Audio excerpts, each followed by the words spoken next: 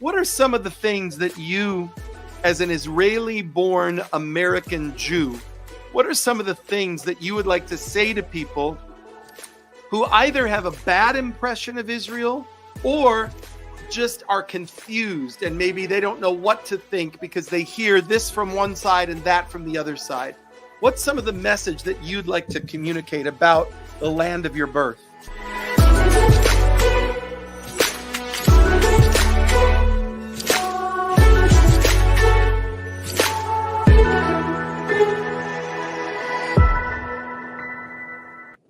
Well, welcome to this edition of Crossroads. I'm Bishop Robert Stearns. Great to have you here today.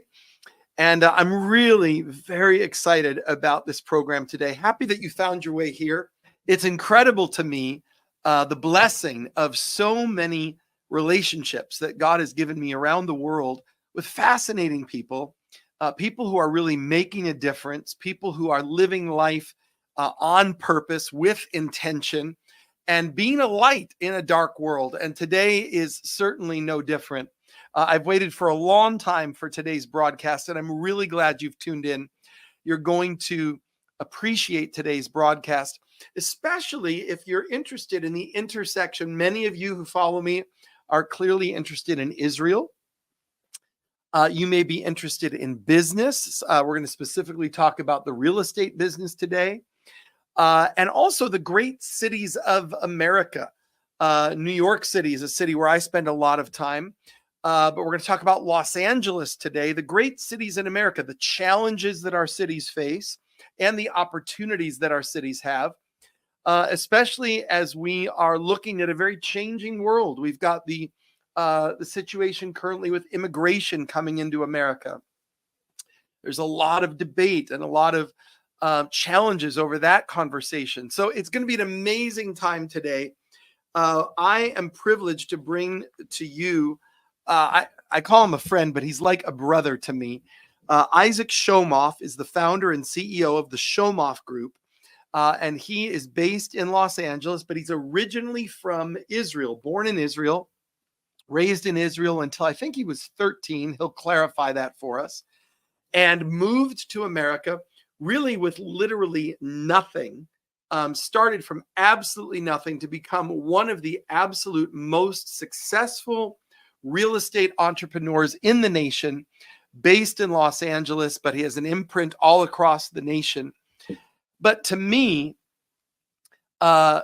he is so much more than that. And I'm going to talk about that in a moment when we bring him on screen.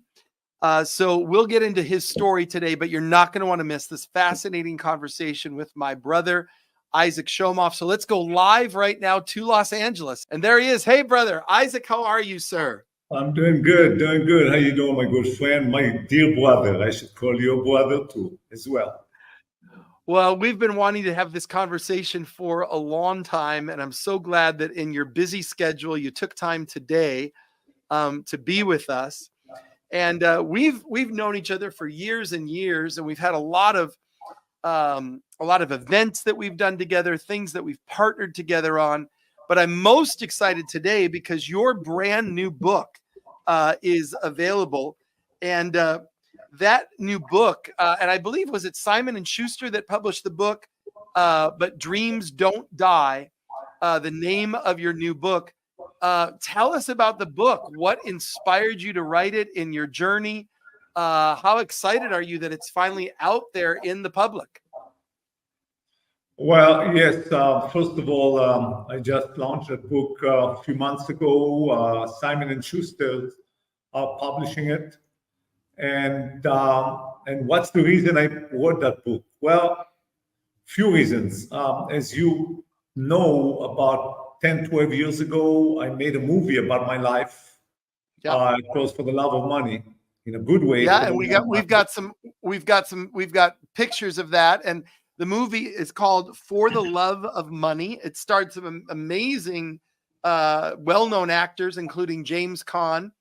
My kids and I watched the movie. It's a fascinating movie. It tells the story of your life, and so go ahead. You made the movie.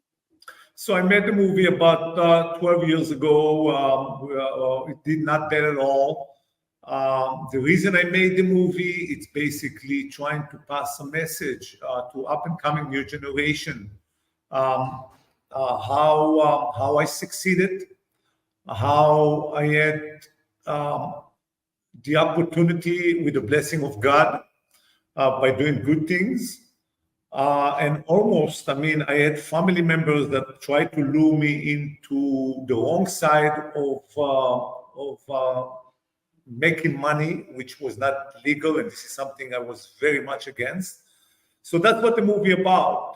That's why I call it For the Love of Money. You know, a lot of people do love money. I mean, most every person in the world loves money because money makes the world goes around.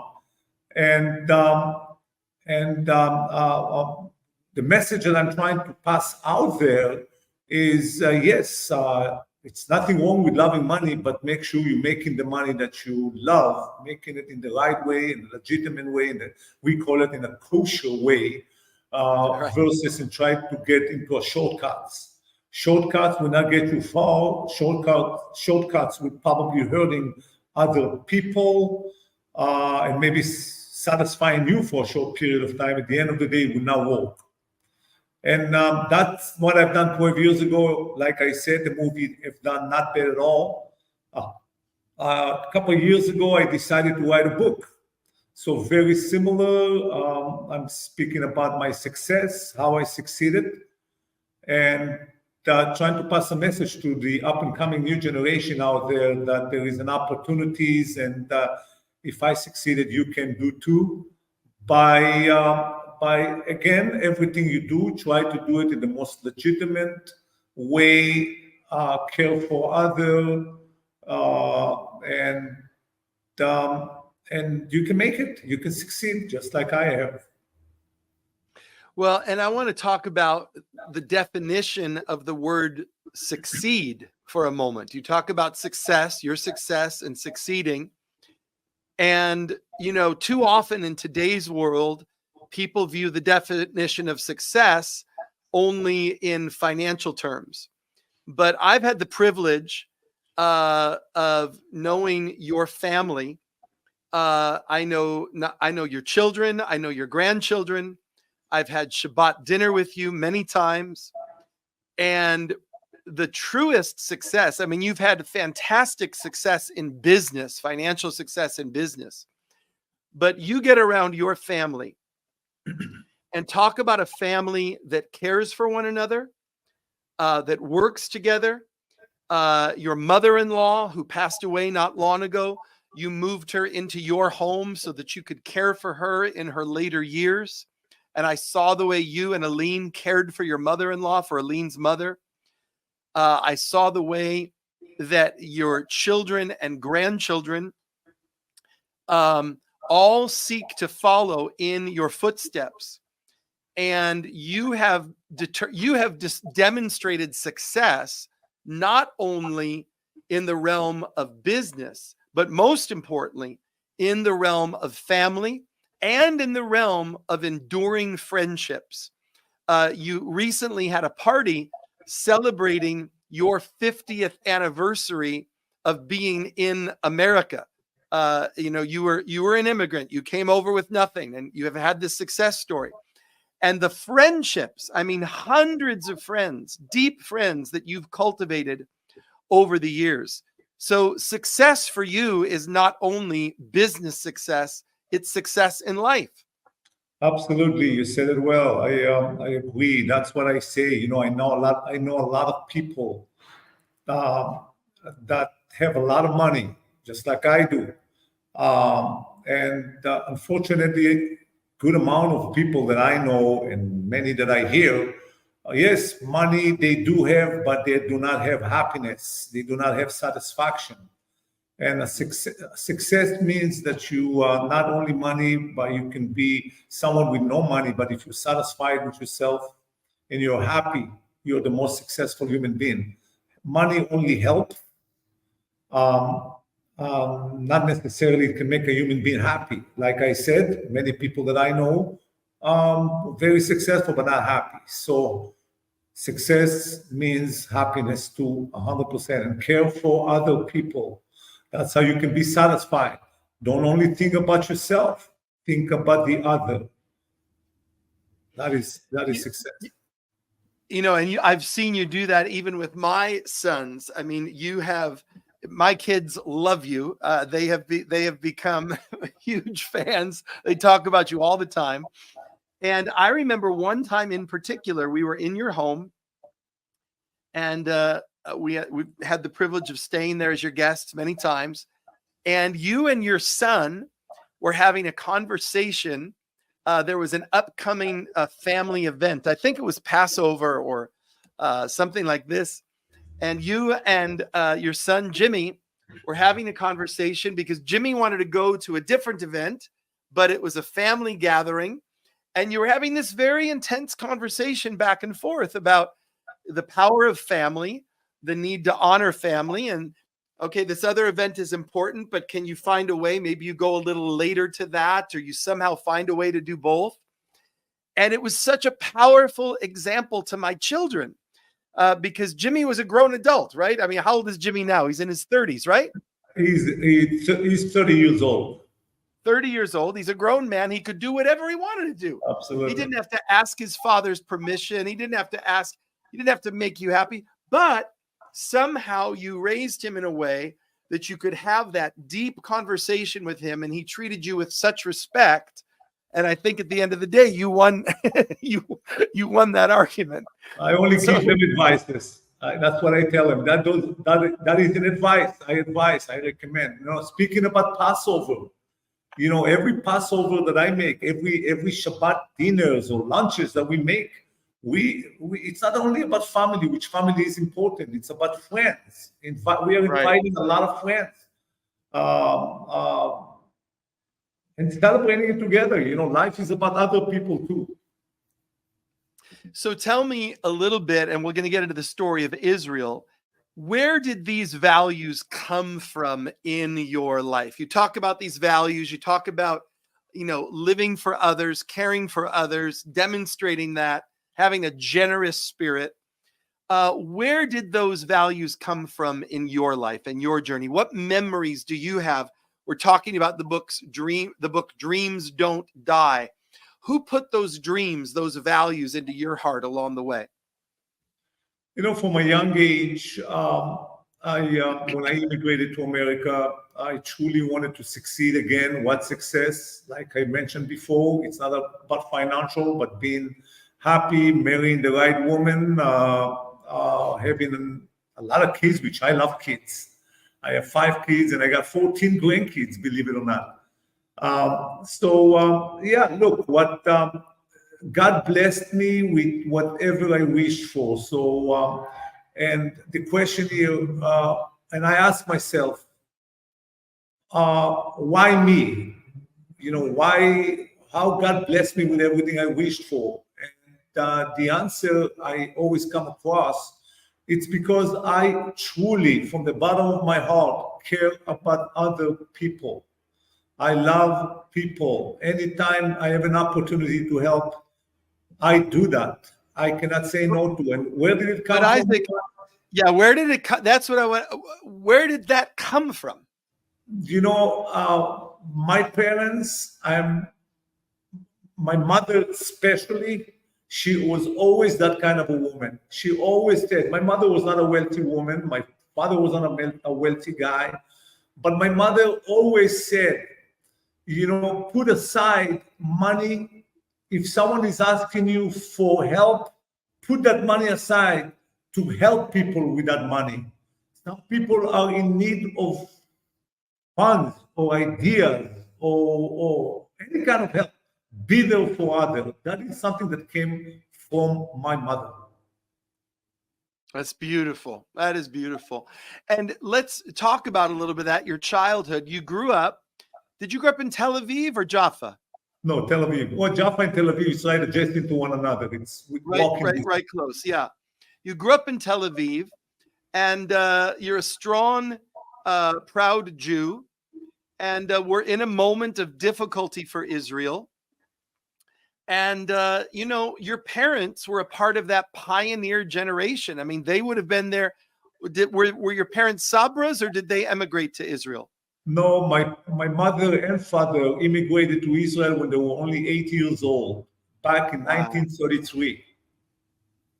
33. So before the founding of the state, your parents immigrated to Israel. Correct. They were 8 years old in 33, which means that they were about 23 years old in 48 when the nation is birthed.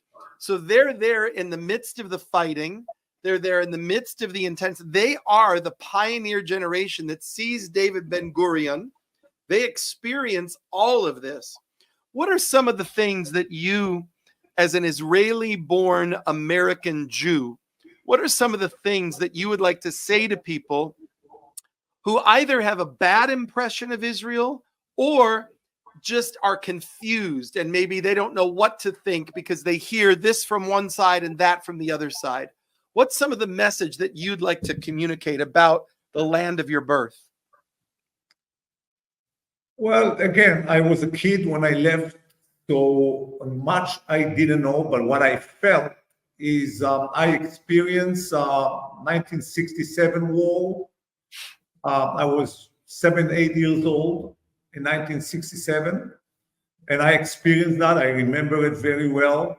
I was not in Israel in 73 war, so I did not experience it, but what we felt as kids, it's always to be careful, always watch your back, because we had incidents, unfortunately, by the Arab that they terrorized Israelis. So my parents were worried. I did not experience it very much. Once or two situations I heard that it was stabbing back. In my daytime, it was not as bad as it is now recently. But my parents were always saying, it's not that our neighbors we had a lot of Arab neighbors. It's not that our neighbors were bad, God forbid. That's not what I'm saying. But there was some that our parents were telling us to just be careful, right? Keep your eyes open. But a lot of our neighbors were good Arab people. And what about today? What about the current conflict today? As we're recording this right now, we're in the middle of the Gaza war. I'm wearing the medallion on behalf of the hostages. We still have over 100 hostages being held in Israel, in Gaza from Israel. What about in the midst of this conflict? What would you like to speak to people about Israel and how they need to look deeper and understand the history of the situation? Look, I'm a very centrist kind of a guy. I always in the middle. I like to look. I'm always putting myself in the shoes of the Arab. What I would have done. And as an Israeli, I can assure you, and I'm very, very honest about it. Israelis are not looking to hurt anyone. Israeli wants to live in peace, side by side with the Arabs. Israelis are doers. Israelis are makers. They get things done. They're happy people. They want to live in peace. They want to help creating a Palestinian state. People need to understand, it's not that Israel does not want to see a Palestinian state. It's the Palestinian, I don't think that they want to see. When I say Palestinian, I'm not saying all of them. Again, it takes a few to make make a war. Not necessarily all of the Arabs or the Palestinians thinks the same. Unfortunately, the leadership of the Palestinians are taking the Palestinians into the wrong way, and that's why, as of now, as of today, 2024, there is no Palestinian state due to the selfishness of their leaders. They care more about themselves than they care for their own people. And unfortunately, for ordinary people throughout the whole world, they think that it's in Israel's fault. They think that Israel does not want to see a Palestinian state, which is not true. Israel very much wants to see a Palestinian state, and they do want to live side by side with the Palestinians. Mm-hmm. Yeah. Yeah, it's so important to learn the history, to learn the context, and to not just be moved by the drama of the moment that comes across on the news, but to go deeper. And folks, we're talking today to my dear brother, Izek Shomof. He is the founder and CEO of the Shomof Group in Los Angeles, one of the most successful real estate development firms throughout Los Angeles. He's a proud Israeli-born American Jew, a beautiful family. There's a movie about his life called For the Love of Money, which stars James Caan and Edward Furlong and many other well-known actors. You can see that. If you Google it, I think we found it on Netflix or Prime, but it's available. But we're talking about his new book. You see his new book here on the screen now, Dreams Don't Die. It's just available now. It's available wherever books are sold. And this is a man who came to America with nothing but a dream in his heart and a value system that was passed on to him from his parents, especially his mother. And that generous spirit that he carries with him has resulted in the blossoming of his company, his business, his family. And he is wealthy, not only financially, but most importantly, he's wealthy in the ways that it counts, which is a beautiful family life and wonderful friends that care for him. Izek, I know that you not only love Israel, the land of your birth, you love America, but I know you love the city of Los Angeles. And you've really been very involved in Los Angeles. A lot of your development has been right in the downtown area of Los Angeles. And Los Angeles is going through a rough time. And you're trying to make a difference there in LA.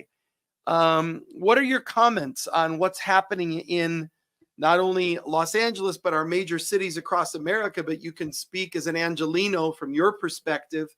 What are some of the challenges and what are some of the solutions that you're trying to bring to the table to make a difference there in LA? So yes, I am very much love the United States of America just as much as I love Israel. I love the United States of America. I'm proud to call myself an American. And I care. I care for the United States, very much so. What's happening recently, especially in LA, New York, it's unfortunately the law-abiding citizens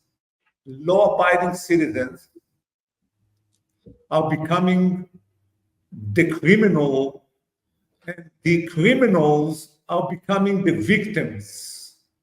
The criminal can commit a crime. To a law-abiding citizens, and if the law-abiding citizens would do anything about it, they are in the wrong. We are taxpayers, law-abiding citizens, people are working people, are paying taxes, wants to live on our streets in a safe way. But what's happening recently with all the homeless people, with all the crime that is going on, there is crime right and left. You cannot.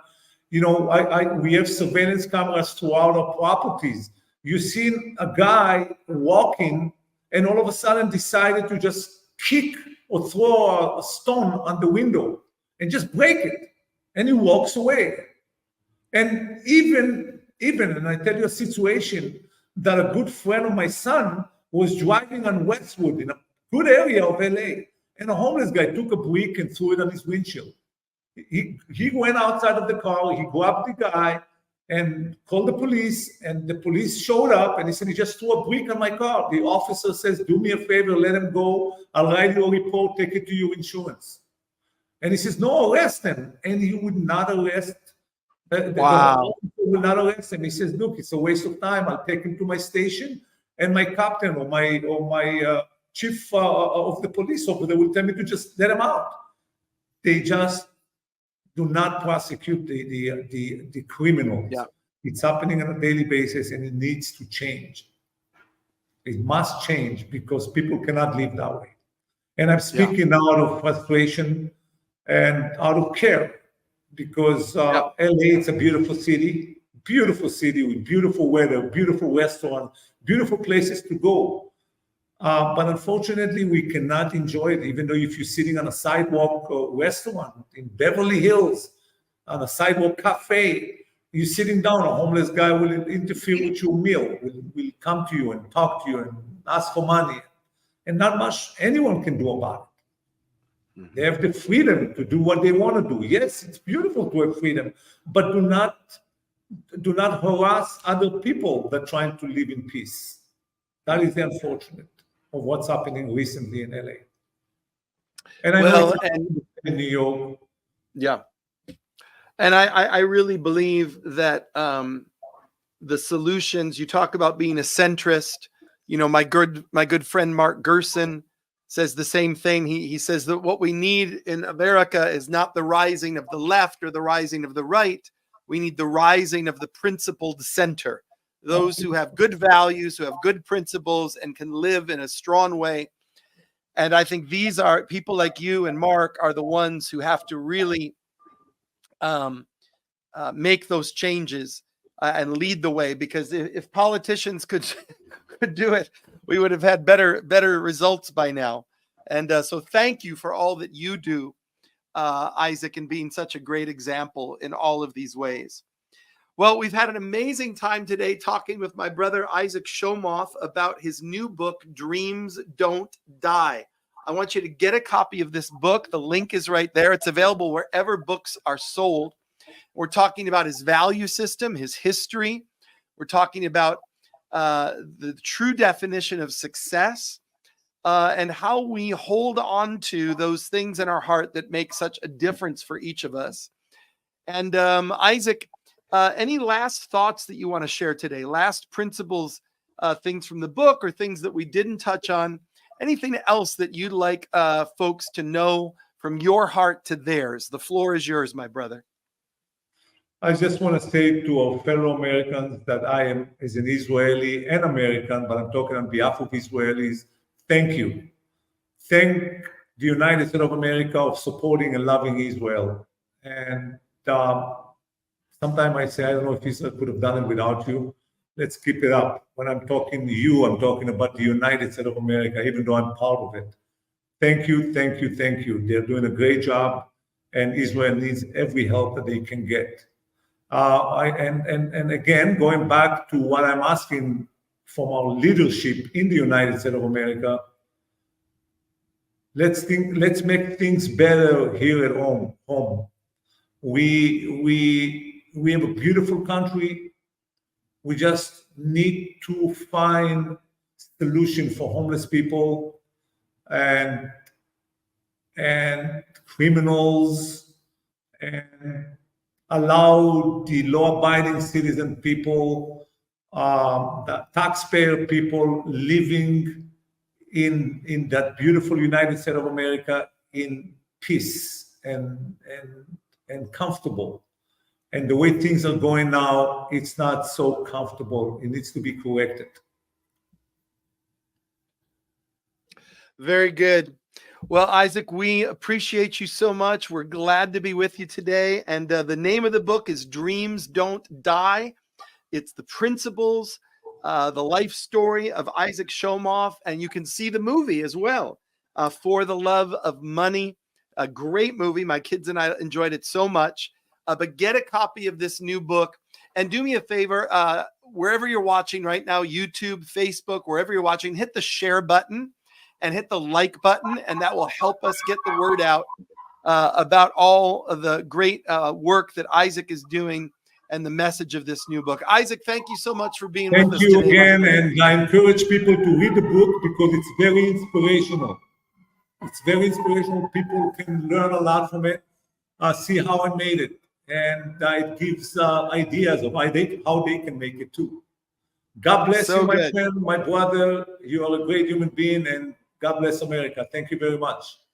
All right, my friend. We'll talk to you very soon. God bless. Take care. Bye-bye.